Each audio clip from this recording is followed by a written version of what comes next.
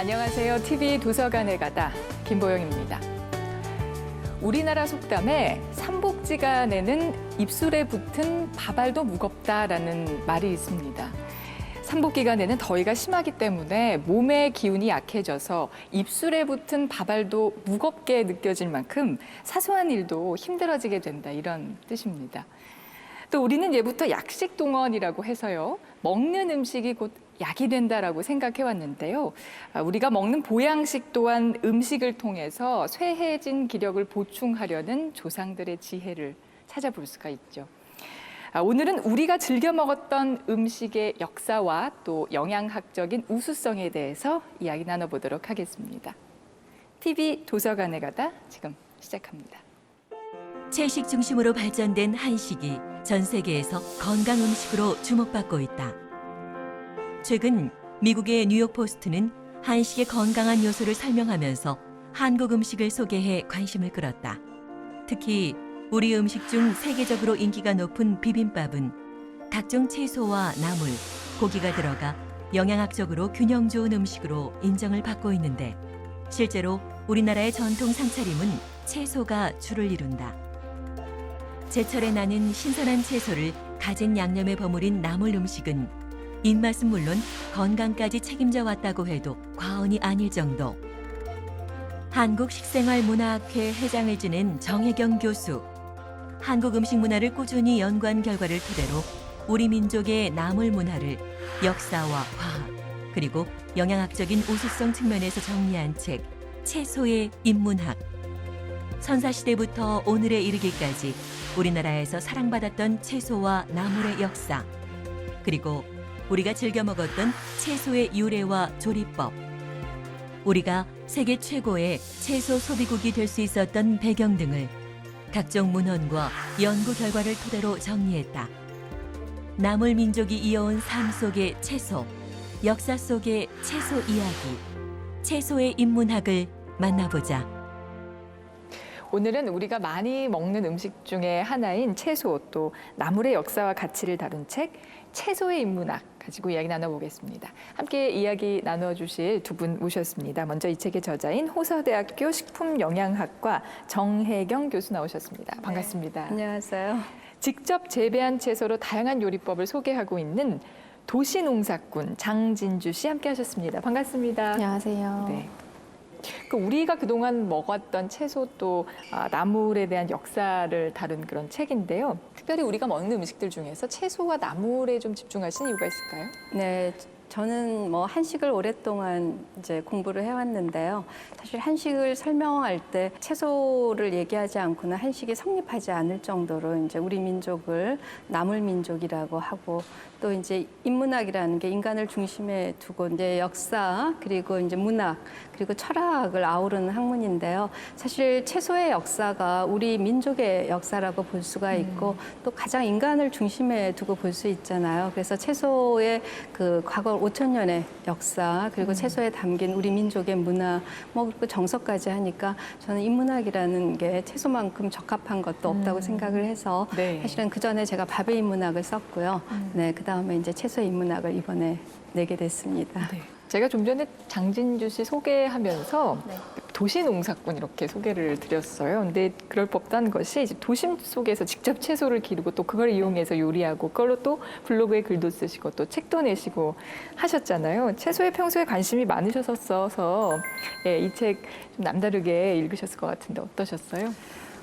평소에 저는 그 재배하는 즐거움, 그리고 그거를 수확해서 먹는 즐거움이 되게 컸는데, 그거는 현 시대에 머무르는 내용이잖아요. 근데 이 채소의 인문학이라는 책 안에서는 역사적으로, 그리고 문화와 사람들의 삶에 대해서 같이 다루고 있어서 역사를 통해서 새로운 느낌을 받은 거예요. 그리고 세월은 이렇게 변해왔었구나. 네. 그런데 그 안에서 변하지 않는 거는 그 사람들도 같이 즐거웠더라고요. 네, 그래서 저한테는 새로운 책이었습니다. 네. 책에 보니까 우리나라가 OECD 국가 중에 채소를 많이 먹기로 아주 높은 순위더라고요. 1위다 이런 내용이 있던데. 사실 이제 어린이들이 채소를 잘 안 먹고 그래서 굉장히 채소 섭취량이 이제 과거보다 준 것도 있지만, 그래도 현재까지는 OECD 회원국 중에서는 채소 섭취량이 일이거든요. 네. 그래서 이런 경향을 잘 지켜나가야 되고 바로 이제 그런 점 때문에 세계 사람들도 그래도 한식이 건강하다고 하고 있습니다. 네. 근데 이제 문제는 이제 채소의 대부분이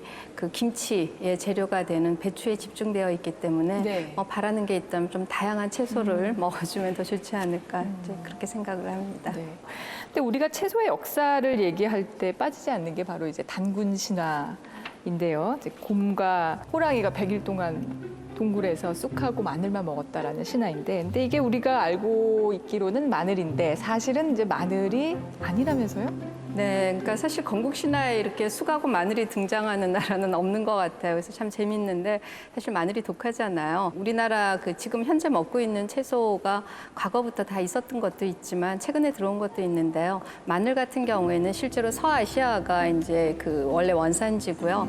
중국의 후한 때, 그러니까 한 900년대 정도에 들어오니까 건국 신화 때 그 마늘을 바로 우리가 지금 먹고 있는 대산이라고 보는 마늘로 보기는 어렵다는 거죠. 그러니까 이제 소산이라는 게 있거든요. 그러니까 소산은 이제 추측하기를 되게 여러분 잘 아시는 그 명이나물이나 혹은 달래를 하기 때문에 아마 곰이라도 그렇게 독한 마늘보다는 달래나 아마 그 네. 명이나물을 먹지 않았을까 그렇게 추측을 하는 거죠. 네. 그렇군요. 그러면은 우리나라가 좀 다양한 채소를 먹기 시작한 때는 언제부터인가요? 이번에 이 책을 보고 알았는데요. 네. 고려 시대에 6가지 채소를 되게 즐겨 먹었다고 들었어요. 고려 시대 때. 네. 네. 그래서 보면은 유경이라고 해서 오이나 가지, 그다음에 무, 파, 아욱, 뭐 이런 밥 같은 것을 많이 네. 먹었다고 하는데 네. 우리가 많이 아는 오이 같은 경우에는 생으로도 먹고 네. 익혀서도 먹는데 네. 이제 무는 소금에 절여서 겨우내 저장을 한다던가, 그다음 밥 같은 경우에는 속을 파서 속은 먹고 겉에 있는 부분은 바가지로 쓰인다던가 네. 이런 식으로 다양하게 활용을 했다고 알고 있습니다. 고려 시대 때부터 우리 민족이 좀 다양하게 채소를 먹기 시작했군요.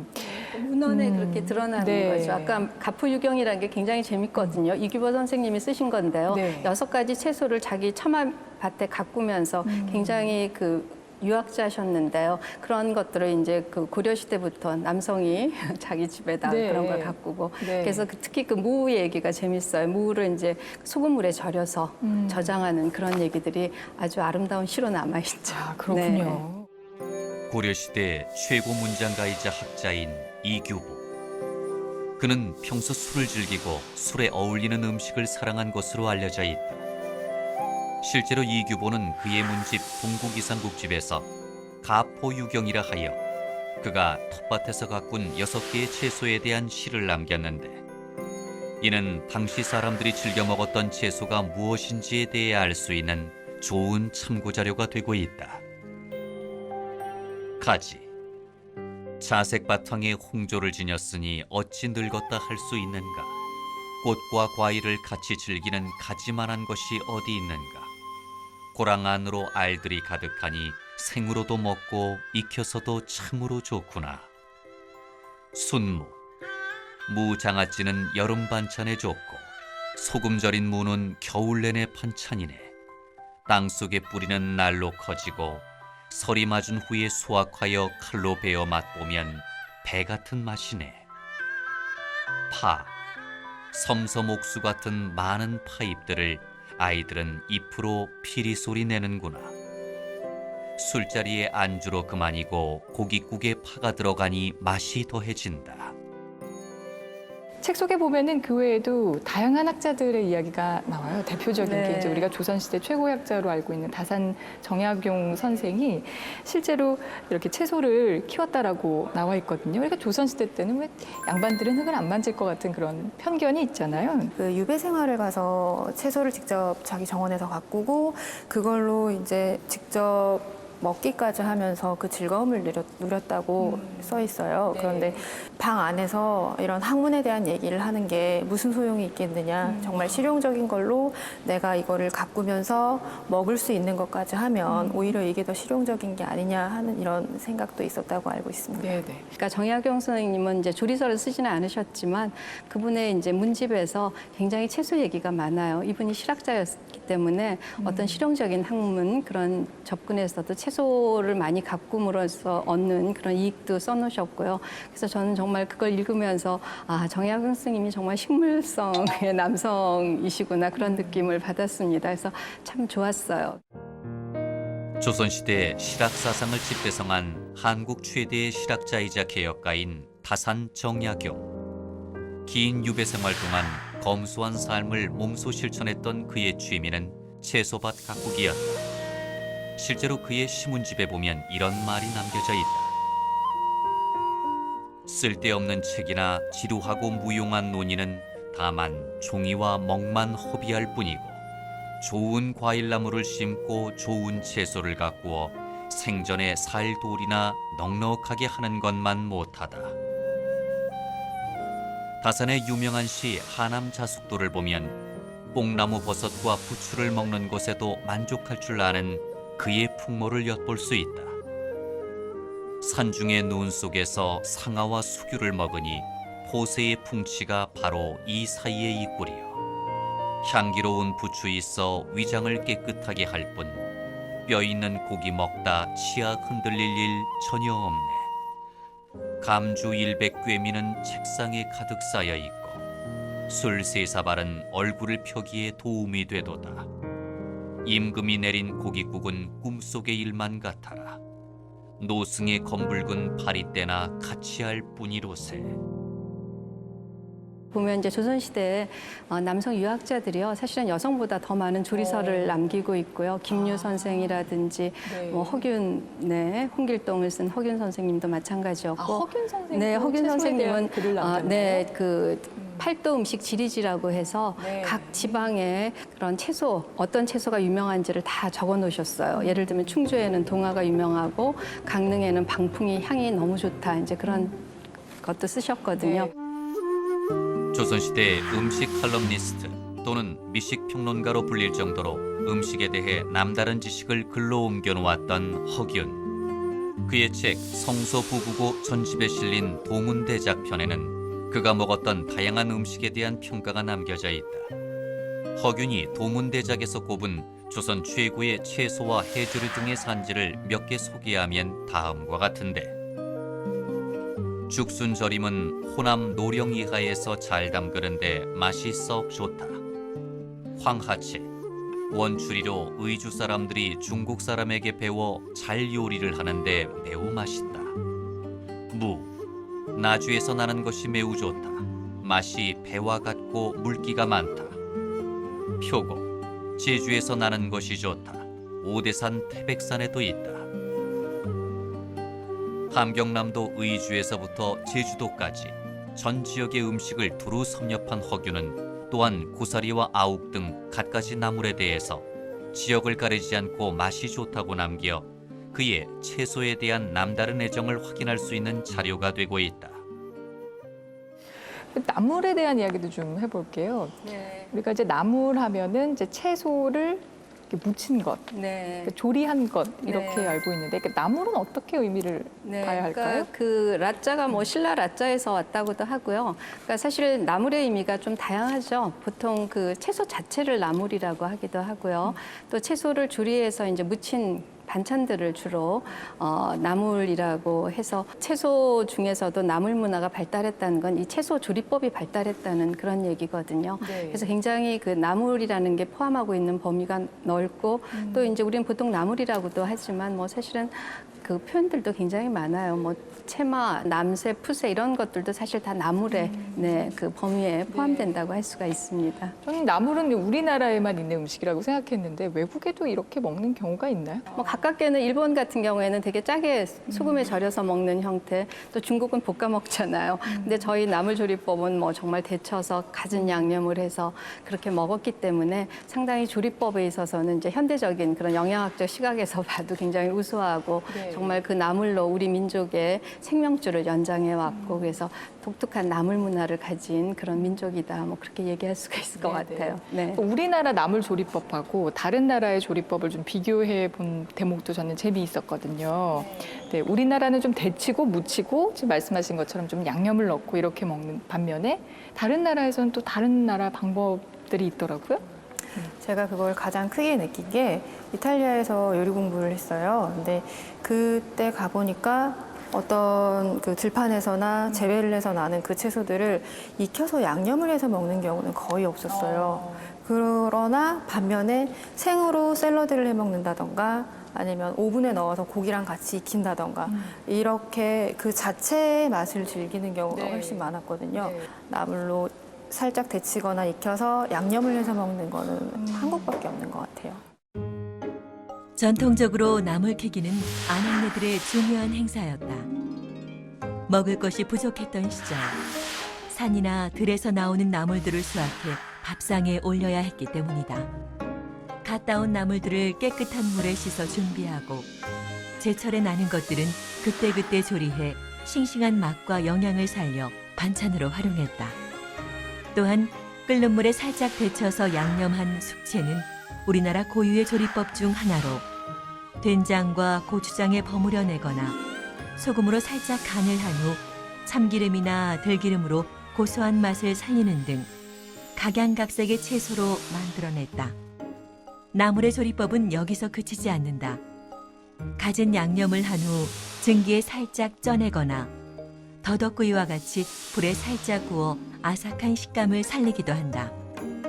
갖은 나물을 밀가루에 버무려 기름을 둘러 부쳐내는 전 형태 또한 민가에서 즐겨 먹었던 형태. 이처럼 우리 선조들은 나물을 가지고 다양한 조리법을 이용해 밥상을 풍요롭게 만들어왔다. 나물을 저장하는 형태 또한 우리나라의 독특한 식문화로 나물이 나지 않는 계절을 대비하기 위해 나물을 삶아 햇볕에 말려 두고두고 먹을 수 있게 하거나 채소를 소금물에 절여 담가두었다가 먹는 장아찌를 만들어 놓기도 했다. 나물을 수확해 저장해 놓는 것은 안악들의 한 해 농사라고 할 정도로 중요한 일이었다. 제가 얼마 전에 장을 보러 갔는데 이제 채소를 사려고 이렇게 둘러보다가 마땅히 이렇게 당기는 것이 없어서 망설이고 있었더니 그 채소 가게 주인분께서 왜 좀 호박도 사고 오이도 사고 좀 많이 사라고 하시더라고요. 그래서 제가 애들이 좀 안 먹어서요 이렇게 말씀을 드렸더니 엄마가 잘 안 먹어서 그렇다고. 맞아요. 그래서 엄마가 젊은 많이 엄마들의 해줘야. 문제라고 네. 해야 되나요? 네, 정말 네. 채소 어릴 때부터 그 채소 많이 먹는 습관을 들이시지 않으면요 굉장히 어려워요. 고기가 맛있잖아요. 어떤 면에서는. 네. 이제 성인 질환 예방에도 채소가 좋고요. 네, 네. 그럼요. 그래서 성인 질환은 되게 동물성 지방이 문제가 되거든요. 그래서 채소 안에 있는 그런 그 성분이 있어요. 그리고 식물 영양소. 그러니까 동물성 식품에는 없고 식물에만 있기 때문에 식물 영양소라고 하고 이제 사실 파이토 뉴트리언트라고 하는데 이 연구를 가장 많이 한 거는 고기를 많이 먹는 서구예요. 그 사람들은 고기 때문에 많은 문제가 생기니까 네. 이걸 어떻게 해결할까 해서 식물 영양소 연구를 많이 하고 뭐 결과는 이제 그거죠. 채소를 많이 먹어라. 네. 네. 우리나라 사람들이 가장 많이 먹는 채소 하면 뭐 생각나세요? 상추, 고추, 배추요. 네, 배추, 네. 뭐 무, 네. 그러니까 김치 생각이 이제 가장 먼저 나잖아요. 이제 김치 얘기 좀 해볼까 하는데 네. 우리나라 언제부터 김치를 먹기 네, 시작했죠? 이제 우리가 이제 발효식품 얘기를 많이 하는데요. 이제 서양의 요구르트나 이제 이런 것들은 되게 동물성 식품을 발효시킨 거고, 우리 발효식품의 특징은 이제 채소 발효식품이에요. 그러니까 채소 발효식품의 이제 제일 그 최고가 김치라고 볼 수가 있는데요. 네. 사실 김치 역사는 굉장히 썰이 다양해요. 그러니까 그 중국 시경에 나오는 공자시대 때 채소를 소금에 절하는 형태가 출발점이다라고 보기도 하고요. 네. 우리나라 문헌에서는 아까 얘기한 이제 그 실질적인 문헌에 나타나는 건 그 이기보 선생이 쓴 아까 무를 소금에 절인 형태를 김치의 시초로 보기도 하고요. 최근에 저희가 먹고 있는 그 빨간 배추김치는 고추가 들어오고 또 배추를 이제 그 산동성 배추거든요. 이게 한국에 들어와서 만들어진 가장 그 뭐 그야말로 한 100년, 200년 사이에 발명품이다라고 네. 보기도 하니까 유래를 보면은 이제 굉장히 다양하고 굉장히 길 수도 있고 또 짧을 수도 있고 네. 그렇게 이해하시는 게 좋을 것 같아요. 네, 네. 유네스코 인류 무형문화유산에 김장이 등재가 됐다면서요? 네, 2013년에 김치보다는 김장 문화가 등재가 된 거죠. 그러니까 유네스코 인류 무형문화유산에서 중요하게 생각한 거는 어떤 문화로서의 가치예요. 그러니까 함께 모여서 김치를 담그고 거기서 이제 정을 나누고. 그래서 사실 뭐 김치 자체보다는 요새 아파트에서도 김치를 담그잖아요. 이런 사진들이 굉장히 그 유네스코 그 인류 무형 문화유산으로 등재될 때 큰 역할을 했거든요. 그러니까 이 김장 문화를 통해서 우리 민족의 그런 특성이 잘 드러났고 이게 또 굉장히 중요한 건 앞으로 지속 가능해야 된다는 거예요. 어떤 공동체 문화로서 살아남기를 굉장히 바랐던 것 같아요. 네. 김장 문화가 없어지기는 힘들 것 같아요. 우리가 네. 김치 없이는 식사가 불가능하잖아요. 네, 김치 냉장고를 네. 개발한 민족인데요. 뭐 아마 맞아요. 저는 네. 지속할 거라고 네. 생각을 합니다. 네. 그 우리나라 김치 문화가 또 굉장히 대단하다고 느끼는 게 우리가 배추만 가지고 네. 김치를 담그지 않잖아요. 제가 얼마 전에 참외김치를 어디서 먹어봤는데 굉장히 색다르고 맛있더라고요. 이번에 보고 깜짝 놀랐어요. 제가 아는 김치는 무김치, 배추김치, 얼갈이김치, 오이김치 같은 흔히 먹을 수 있는 네. 것들이었는데 아주 오래전부터 계절별로 그 계절에 나는 채소들을 가지고 아. 김치를 담가 먹었더라고요. 그래서 네. 굉장히 종류가 많아서 저도 적어왔어요. 봄에는 뭐 돌나물, 그리고 햇배추나 파, 뭐 시금치, 얼갈이 이런 걸로 김치를 담그고 이제 여름에는 여름이 많이 나는 이제 열무가 재배 기간이 짧잖아요. 그래서 재배 기간이 짧은 그 열무를 가지고 간단하게 김치를 해 먹거나 그다음에 가을에는 고들빼기, 그다음에 고추를 다 수확하고 나서 그 고추잎 가지고도 김치를 담그고요. 겨울에는 이제 김장배추 그리고 무 같은 걸로 석박지를 넣어서 김치를 많이 하더라고요. 네. 그래서 이게 계절마다 나오는 그것들을 하나도 놓치지 않고 다 김치 이걸로 승화를 시킨 거라고 생각을 했어요. 네. 그 우리가 먹는 채소들이요. 근데 이 외래종들이 들어오면서 우리나라 음식에도 그러니까 채소를 이용한 음식에도 굉장히 많은 변화가 있었던 것 같아요. 전 대표적으로 이제 파프리카가 가장 먼저 생각이 나거든요. 네, 파프리카는 상당히 최근에 들어왔고요. 우리가 우리 거라고 알고 있는 뭐 고추라든지 이런 것들은 조선 후기에 들어오거든요. 그래서 뭐 감자도 마찬가지고요. 그래서 특히 이제 양파도 굉장히 최근에 들어온 채소죠. 양파가 최근에 들어온 네, 채소인가요? 네. 근데 이 양파가 소비하는 채소 중에 배추 다음에 2등이 됐어요. 사실은 배추를 제일 많이 먹고 그 다음에 여러분 생각하듯이 무일 거라고 생각하셨죠. 근데 몇 년 전부터 이게 순서가 바뀌었어요. 양파는 언제 들어왔나요? 네, 근대기 때, 그러니까 조선 네. 말기라고 봐야 되겠죠. 그때쯤, 그러니까 서양파라는 의미로 들어온 작물이죠. 아, 그래서 네, 양파인 네, 것이로군요. 네.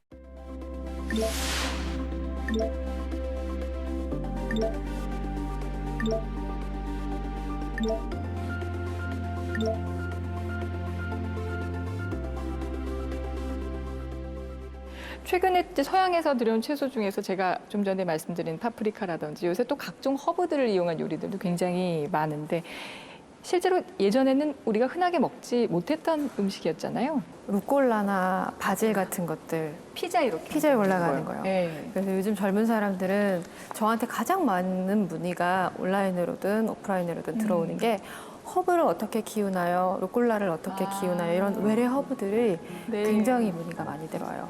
그런데 아직까지는 정착이 많이 되지는 않아서 쉽게 구할 수가 없거든요. 가장 키우기 쉬운 건 아무래도 상추라고 볼 수 있을 것 같아요. 뭐 네. 상추나 치커리 아니면 요즘에 그 허브 바질 같은 것도 거의 잎채소쯤으로 띄우고 있으니까 그런 것들이나 뭐 얼갈이 배추 같은 것들 통으로 지기 전에 먹는 것들이요. 그래서 네. 재배 기간이 짧은 것들이라고 보면 좋을 것 같아요. 네. 채소 얘기하면서 빠질 수 없는 게 바로 이 쌈채소가 아닐까 싶은데요. 우리나라 참 싸먹는 거 네. 좋아하잖아요. 이것도 네. 우리 고유의 일종의 문화라고도 볼 수 있겠죠. 그렇죠. 우리를 보쌈 민족이라고 하죠. 네, 싸먹는 게 굉장히 발달한 민족인데요.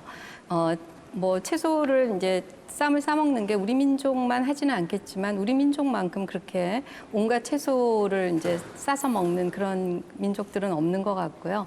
그렇기 때문에 우리 문화를 뭐 보자기 문화, 네, 쌈 문화 그렇게 얘기를 하고 상추와 깻잎 등 채소 그대로를 밥에 싸먹는 쌈은 한국인만의 독특한 식문화다.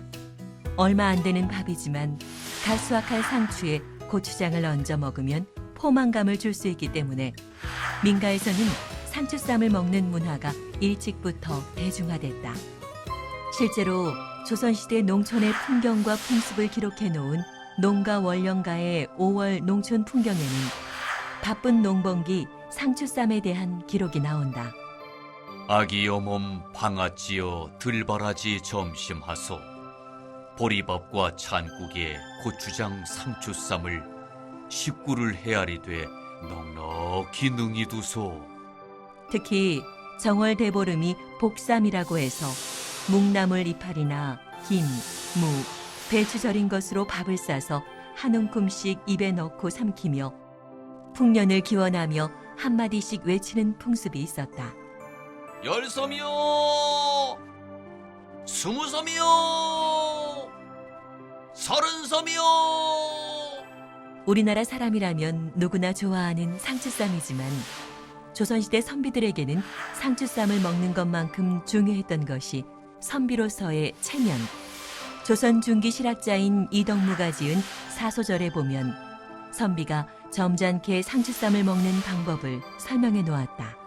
상추, 쉬, 김 따위로 쌈을 쌀 적에는 손바닥에 직접 놓고 싸지 마라. 쌈을 싸는 순서는 먼저 숟가락으로 밥을 떠서 젓가락으로 쌈 두세 잎을 밥 위에 반드시 덮은 다음 숟가락을 들어 입에 넣고 곧 장을 찍어 먹는다. 그리고 입에 넣을 수 없을 정도로 크게 싸서 볼이 붉어져 보기 싫게 하지 마라.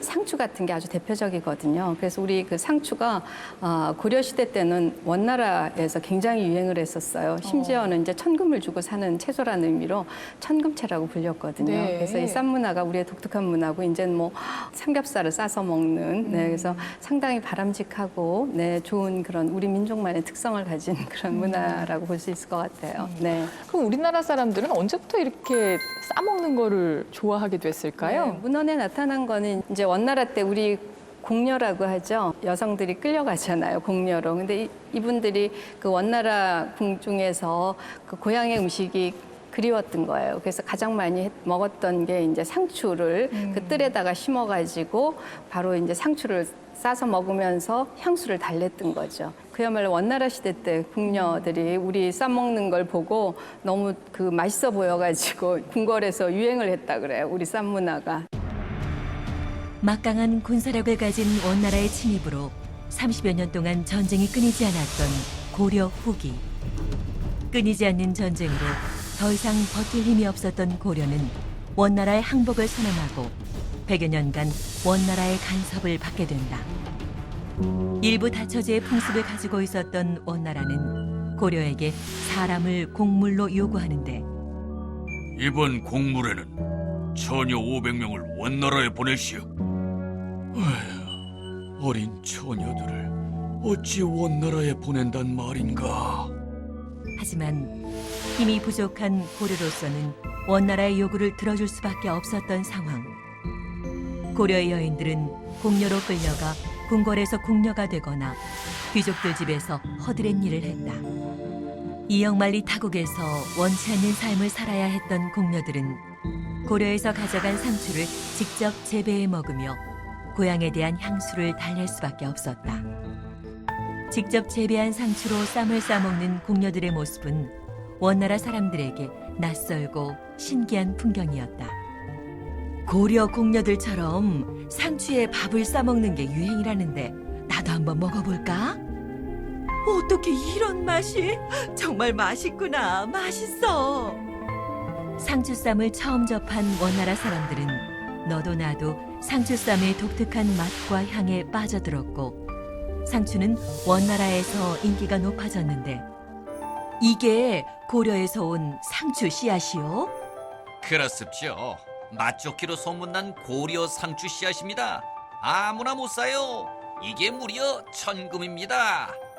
고려의 상추가 천금채라더니 이 시기 상추쌈의 매력에 푹 빠진 원나라 시인 양윤부는 고려 상추에 대해 시까지 남겼다.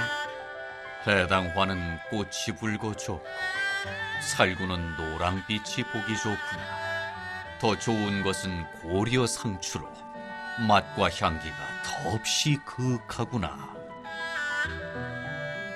그런데 이렇게 우리가 자주 먹는 상추요. 보양식보다도 영양학적으로 더 우수하다 이런 내용이 나와 있더라고요. 왜 네. 그렇죠? 그러니까 보통 우리가 보양식이라고 하면은 이제 고칼로리, 고열량의 단백질 식품을 떠올리잖아요. 삼계탕이라든지 삼계탕. 추어탕이라든지. 네. 그래서 네. 과거에 먹을 게 없고 이제 영양이 했던 그런 시절에는 이제 그런 것들이 대표적인 보양식이었는데요. 현재는 오히려 과식 때문에 그저 여러분들 느끼겠지만 이제 비만 문제라든지 그런 것 때문에 건강식은 그야말로 이제 그 섬유소가 풍부한 이런 상추 같은 게 훨씬 더 보양의 의미를 가진다. 그런 의미에서 제가 상추가 보양식이다 그렇게 얘기를 했습니다. 실제로 전 세계적으로 이렇게 채소 섭취를 좀 권장하는 게 네. 요즘 경향인 것 같아요. 그럼요. 미국에서는 식물 영양소라고 해서 파이토 뉴트리언트 연구를 엄청나게 많이 하죠. 그래서 여러분 뭐 토마토에 라이코펜이 좋다 그런 것도 다 그런 연구 결과거든요.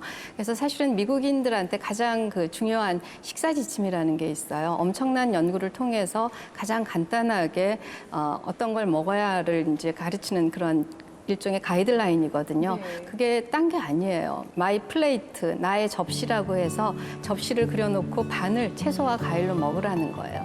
그렇게만 먹으면은 건강하다. 이게 가장 확실한 거죠. 근데 그들은 워낙 뭐 고기 좋아하고 그러다 보고 또 지방 섭취가 엄청 높아요. 그러니까 그 사람들한테는 정말 채소 과일만 먹어줘도 건강하다는 거고요. 우리는 이제 조상 대대로 이걸 먹어왔는데 최근에 자꾸 안 먹으니까 문제가 될 수 있다고 보는 거죠. 네. 네. 이렇게 하루 접시에 네. 반을 채소로 채워라. 네. 뭐 그렇게 말씀하셔도 좋습니다. 하루 네. 먹는 접시에 반을 채소와 채소로 과일을 넣어서 네. 채워라. 네. 그러면 우리 같은 경우는 한 접시 문화가 아니니까요. 네. 반찬 그릇의 한 절반 정도는 그럼요. 채소로 채우면 네. 좋을까요? 네, 네. 아, 그렇게 그렇군요. 채워도 좋고 이제 네. 동물성 식품하고 식물성 식품으로 이제 그 나눠서 설명을 하면 가장 좋은 게 동물성 식품은 한 20%, 30%를 넘지 않게 드셔주시고요.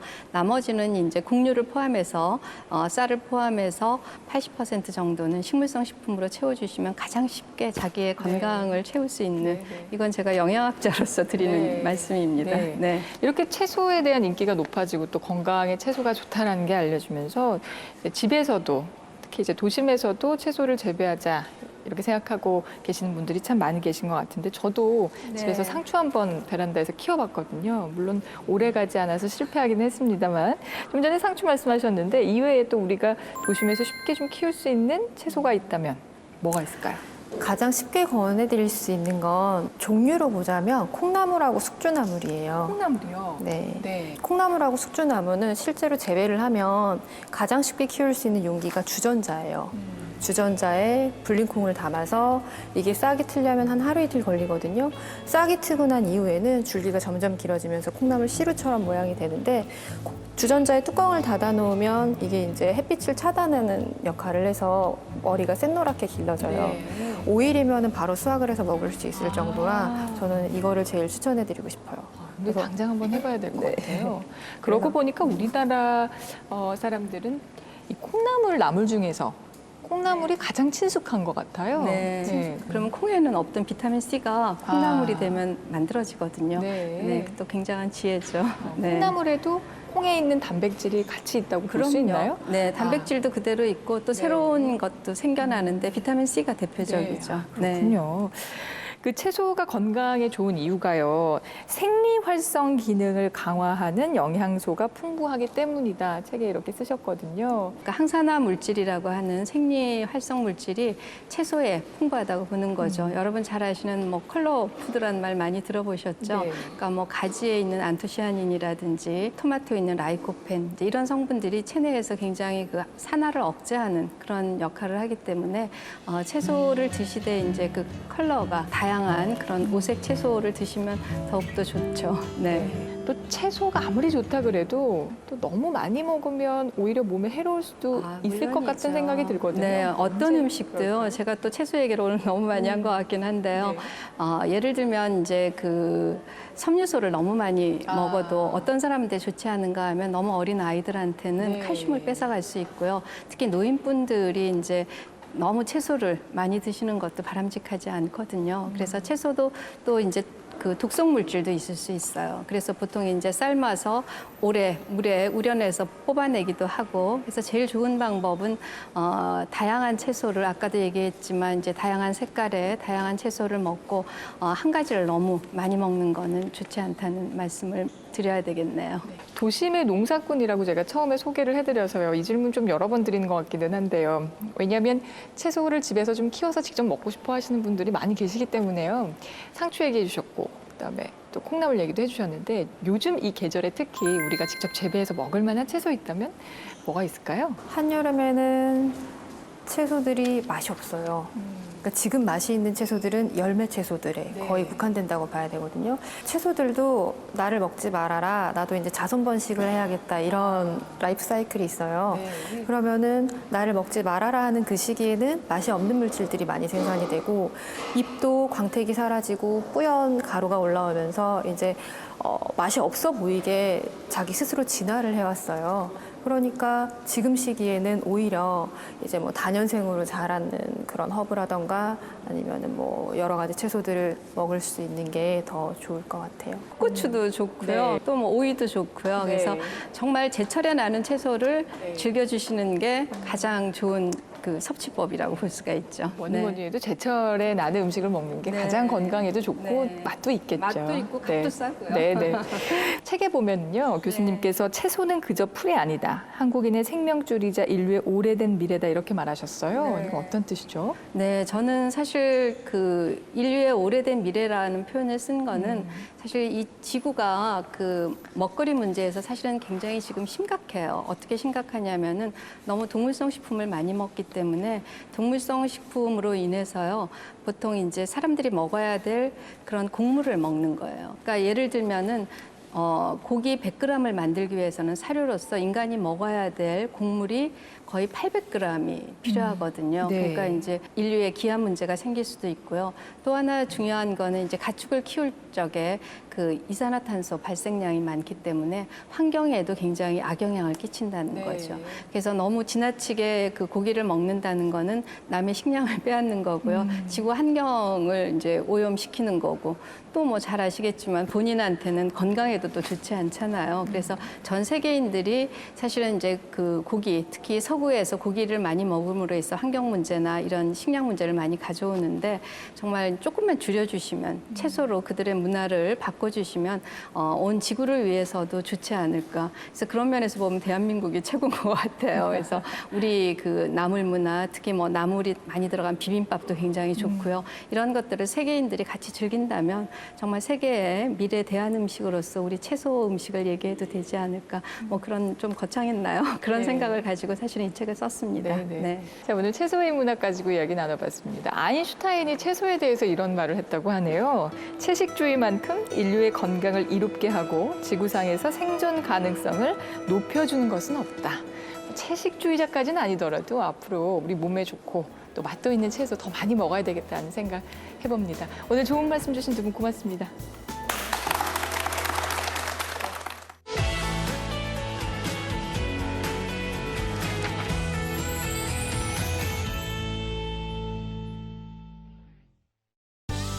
땀이 나오면 닦게 하고 어제는 잘했어?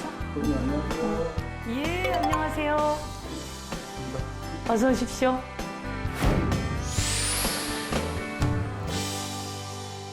굉장히 바쁘실 텐데 평소 독서는 자주 하세요? 요즘 읽는 책은 이 광개토 대왕. 대한민국이 미국, 일본, 중국, 러시아 4대 강국으로부터 외줄 외교를 하고 있는 건 아닌가 이런 생각이 들 정도로 어려운 시기입니다. 이런 시기일수록 한반도를 넘어서 저 대륙으로 땅의 영토를 넓히고 그리고 또 국가의 기반을 만들었던 광개토 대왕의 정신, 실천을 보고 있습니다.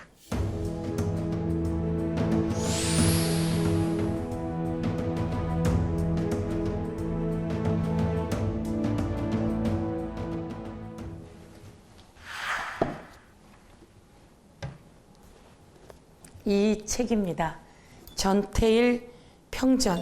제가 대학에 가서 읽었던 아름다운 청년 전태일에 관한 이야기인데요.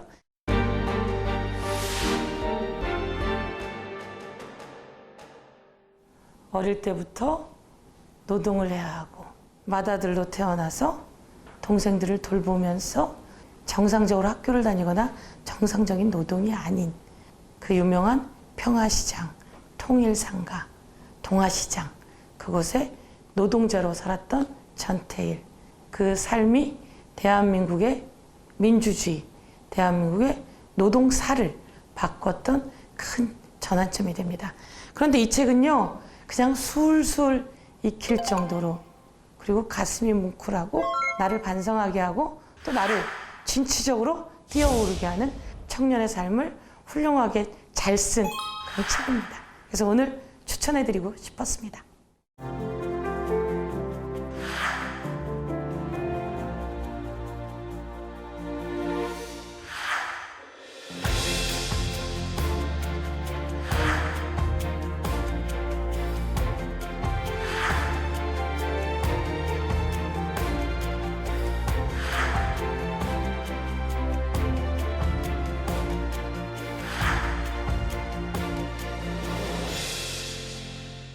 당시에는 책으로 펼쳐질 수가 없었지요.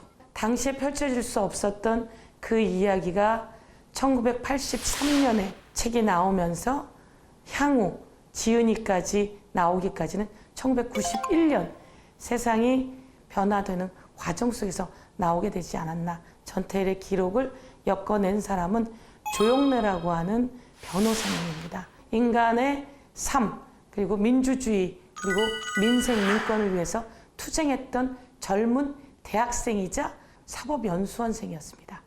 조영래가 하는 말이 그겁니다.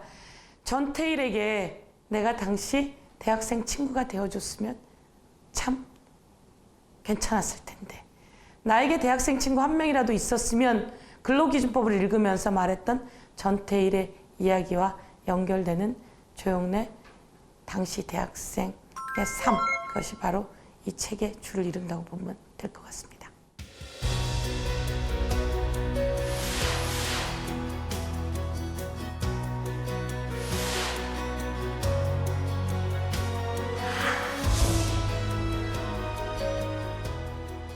전태일은 거의 학교도 다니지 못하는 어린 시절을 보냅니다. 재봉일로 납품을 했던 아버지가 부도를 맞으면서 사기를 당하면서 또다시 나락으로 빠지는 그 집. 2학년의 나이에 동생들 먹일 것들을 걱정해야 하고 아픈 어머니를 걱정해야 하고, 전태일의 동생에게는 순옥이가 있었고 순덕이가 있었고 태삼이가 있었습니다. 집을 뛰쳐나와 서울의 거리를 헤매고 사과상자 박스에서 어린아이와 잠을 자야 하고 초등학생 나이에 학교를 다니지 못하는 그런 전태일. 태일은 굴복하기 싫었다. 공부를 계속하려면 다시 집을 나가는 길밖에 없다는 괴로운 결심이 싹 떴다. 서울에 가서 고학을 하기로 결심했다. 태삼이도 데리고 올라가서 공부를 시켜야겠다고 작정했다.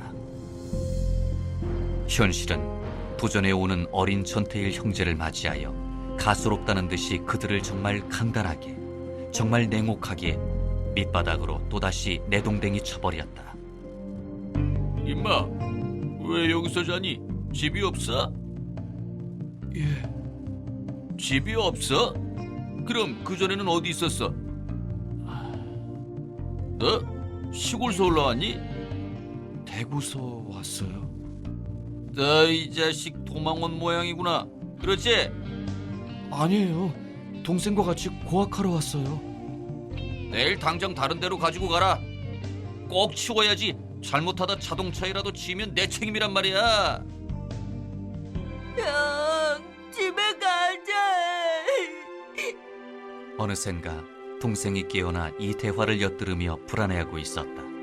태일은 입으로는 동생을 달래면서도 속으로는 불안한 마음을 억누를 수가 없었다.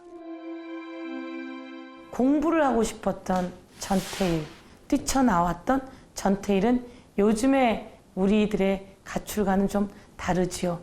어린 시절에 가장으로서의 삶도 배워나갈 수 있는 계기도 되었던 것 같고요. 제가 보기에는 그 어린이가 집을 뛰쳐나올 정도면 그때부터 보통 강간은 아니었던 것 같습니다. 그 나이가 조금씩 더 들어서 16 되던 해 청계천 노동자로 들어오고, 추석 대목을 한 달가량 앞두고 전태일은 통일사 미싱사가 되었다. 추석이라 일이 밀려 업주들은 아침 8시부터 밤 11시까지 작업을 시키고 있었으며, 그래도 물건이 달리면 야간 작업까지 시켰다. 네 졸다가 손가락 빙신되면 시집도 못 간다. 니는 임마 재단 보조일이나 똑바로 해라. 알겠나? 어이, 니는 어디 가노? 연수 가는데요. 니는 변수를 하루에 몇 번씩 댕기노? 빨리 가다 오노. 어쨌든 너희들 오늘 천장 다 박아야 되는 거 알지? 일을 좀 변소 다니듯이 열심히 해봐라. 어?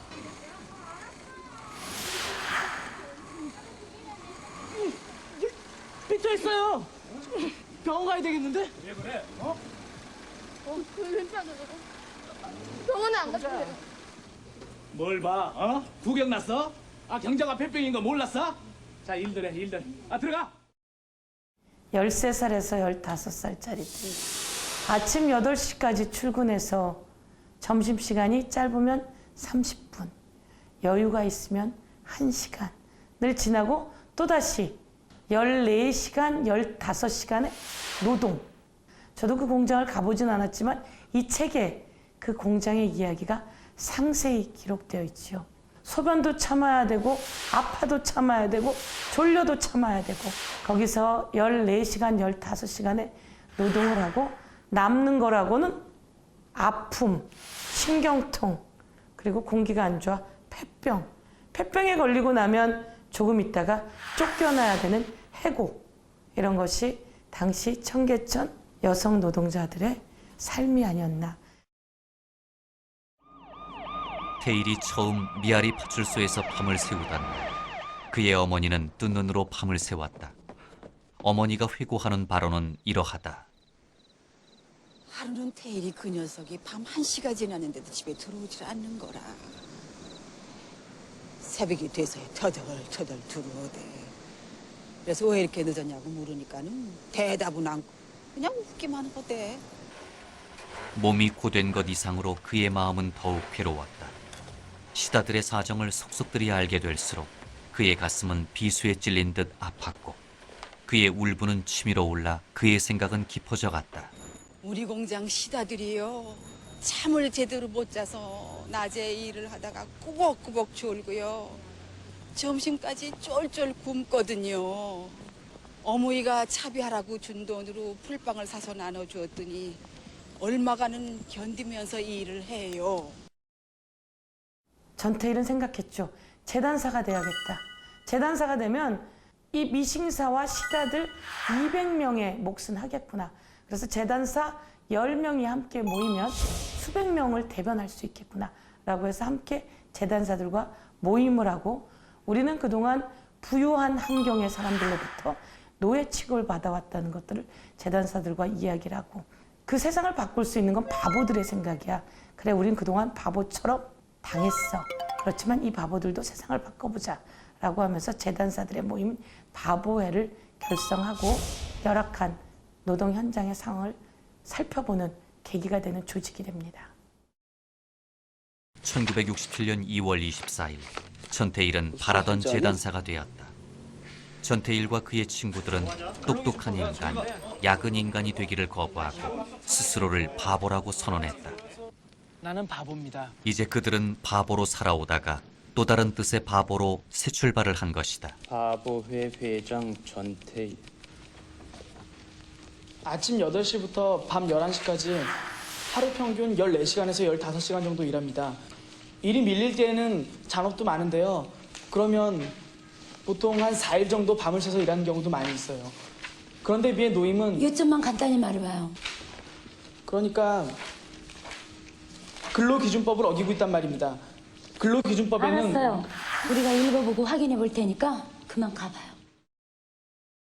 여론조사도 하고 언론사에 그것을 알리기도 하고 근로감독관도 만나고 그다음에 노동청도 찾아가고 그리고 대통령에게 편지까지 쓰는 조직화된 활동가들의 모임으로 거듭난 조직이다 이렇게 볼 수 있을 것 같습니다. 갓 이제 10대를 벗어나거나 10대 말이거나 20대 초반의 재단사들이 그 움직임을 했던 것이고요. 그것이 세상으로 알려졌다 한들 그리고 세상이 알았다 한들 더 큰 탄압과 억압이 있었다라고 하는 것. 그래서 그것을 조금이라도 바꾸기 위해서는 온몸을 던질 수밖에 없었던, 그러면서도 다른 동지들에게 그것을 강요할 수 없었던 전태일 열사의 마음. 당분간 어머님을 뵙지 못하더라도 이해하십시오라고 했던 전태일 마음속에는 마지막에 온몸을 불살라야 되겠다라고 하는 생각까지 있었던 것 같습니다. 그렇지만 얼마나 수많은 갈등을 전태일은 했겠습니까? 재단사로 살아도 그냥 먹고는 살 수 있을 텐데, 그런데 그 전태일은 2만이 넘는 평화시장 동대문 상가의 노동자들을 위한 삶을 살아야 되겠다고 온몸을 던질 결심을 했던 거죠. 근로기준법 책을 불태워버리자. 11월 13일을 며칠 앞두고부터 조문들을 전태일은 큰 소리로 마음이 읽고 고요하지를 못했다. 근로기준법을 화형에 처하기로 이런 했다. 법조문들이 무슨 소용이 있습니까? 그렇게 소중하게 품속에 간직하고 다니던 책, 그것을 불태워버리기로 했다. 1970년 11월 13일, 그날은 아침부터 옅은 잿빛 구름이 하늘을 덮고 있었다. 이렇게 근로기준법의 화형식이 이루어졌다. 내 죽음을 헛되이 말라는 외마디 소리를 제외하고는 도저히 알아들을 수 없었다. 사랑하는 내 친우여, 받아 읽어주게. 친우여, 나를 아는 모든 나여, 나를 모르는 나여, 부탁이 있네. 나를, 지금 이 순간의 나를 영원히 잊지 말아주게. 그리고 바라네, 그대들 소중한 추억의 서재에 간직하여 주게. 뇌성 번개가 이 작은 육신을 태우고 꺾어버린다고 해도, 하늘이 나에게만 꺼져 내려온다고 해도 그대 소중한 추억에 간직된 나는 조금도 두렵지 않을 걸세. 그리고 만약 또 두려움이 남는다면 나는 나를 영원히 버릴 걸세. 그 전태일 열사의 모습은 1970년대를 지나면서 대학가에서 최소한의 인권을 보호하라고 외치는 지속되는 삶으로 이어집니다. 그런 과정을 거치면서 대한민국은 조금씩 인간이 인간다운 대접을 받을 수 있는 민주사회로, 노동자가 노동의 기본권을 조금씩 누릴 수 있는 노동자들의 사회로 변화 발전되었다는 생각이 듭니다.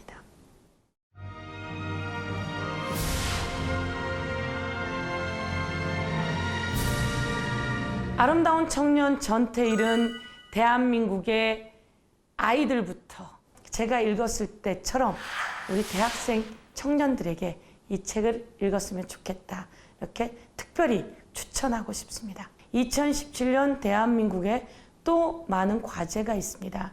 대한민국의 청년 실업률은 사상 최고라고 이야기를 합니다. 그런데 제대로 된 정규직을 갖지 못하고 제대로 된 일자리가 없기 때문에 아르바이트에 매달리면서 열정 페이를 강요당하고 비정규직을 양산해서 또 2년 지나면 또다시 비정규직을 만들고 그것으로 젊은이들을 안정적이지 못한 일자리로 내모는 대한민국의 비정규직 사회, 열정 페이에 시달리는 청년들의 일자리, 이것은 또 다른 70년대의 그 열악한 조건과 비교될 수 있다고 보겠습니다. 우리의 청년들에게 좋은 일자리를 만들어주는 것이 저희 정치인들의 과제이자 우리 대한민국의 청년들이 일할 수 있게 일자리를 만들어내게 정부도 힘을 쓰고 정치권도 노력을 해야 할 것 같습니다.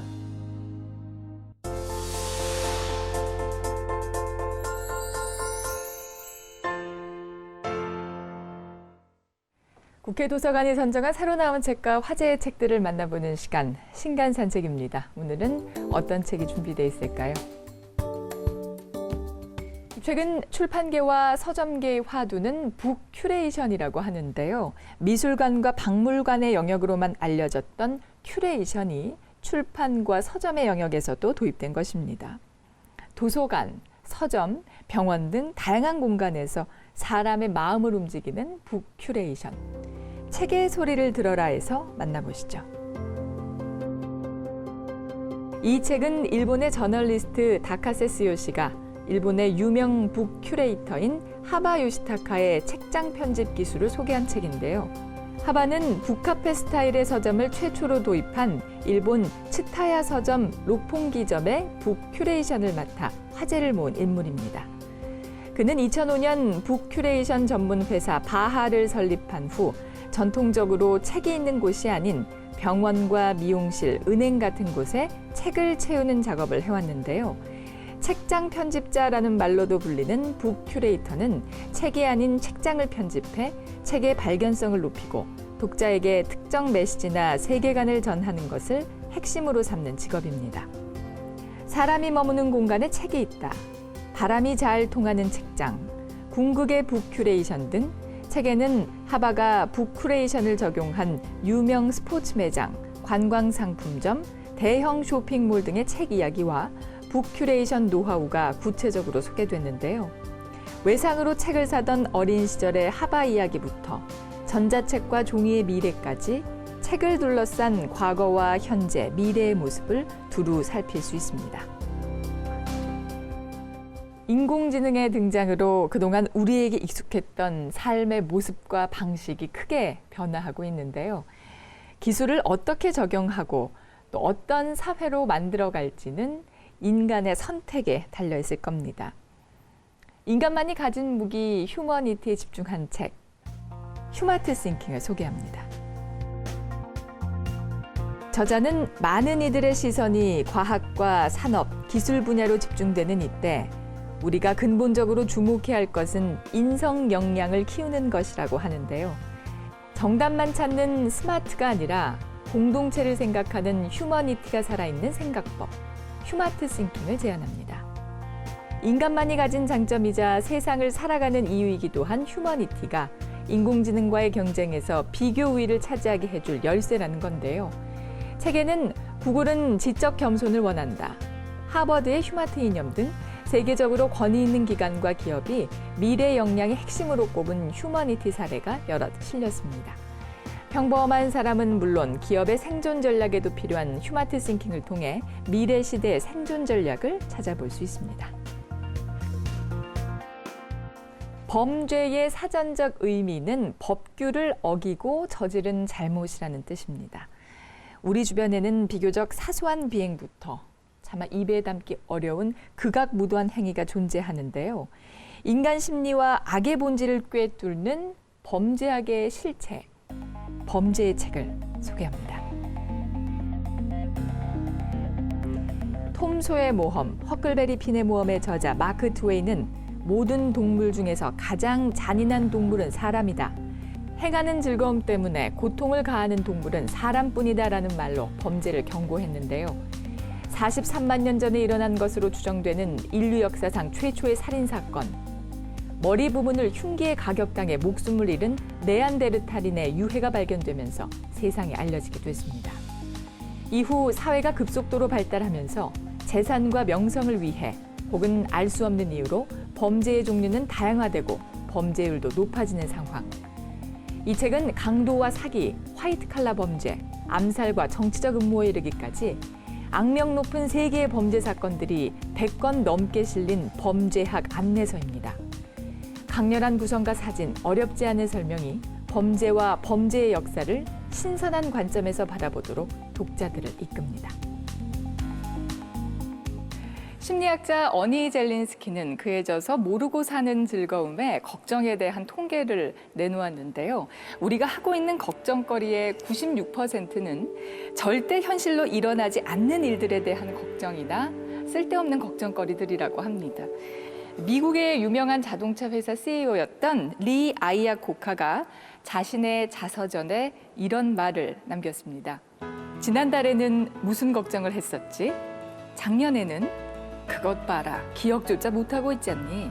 그러니까 오늘 내가 걱정하는 것도 별로 걱정할 일이 아닌 거야. 잊어버려라. 내일을 향해 사는 거야.